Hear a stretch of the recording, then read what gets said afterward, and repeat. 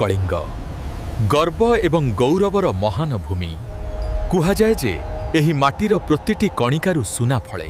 केवल कृषि नुहे कला संस्कृति आउ स्थापत्य रे ए जाति थिला विश्वविदित। एहार समर कला ओ पराक्रम देश विदेश पई प्रेरणा थिला।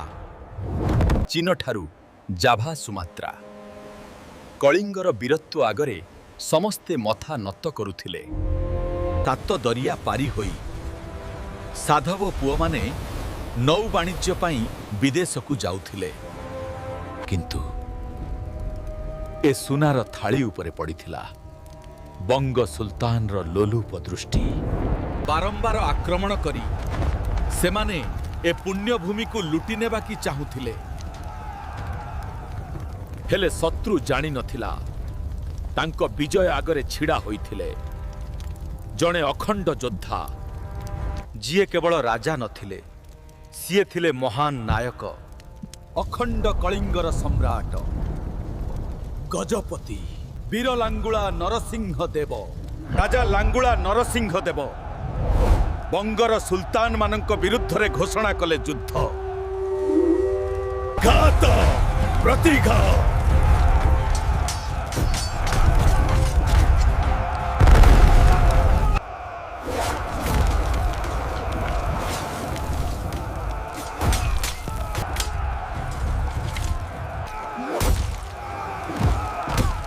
अहंकारर अंत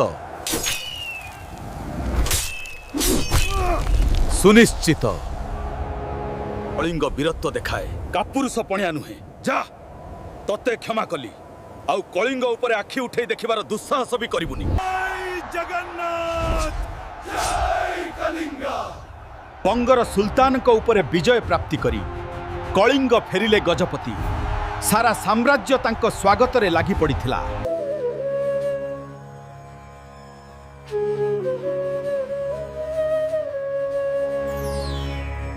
माता आज आंभ सेना जो पराक्रम सह विजय प्राप्ति कला इतिहास रे ता सुवर्ण अक्षर लेखा जीव। ना पुत्र, ए विजय बाहुबलर नुहे, ए विजय प्रभु सूर्यदेवंक आशीर्वादर फल। मोर गोटे इच्छा अछि था तू से चंद्रभागा नदी कूल रे प्रभुंक पई एमिति एक मंदिर गढ़ जहा हेबो सारा ब्रह्मांड रे नियारा, जहार शिखर आकाश को छुईब, आउ नाम हेबो कोणार्क।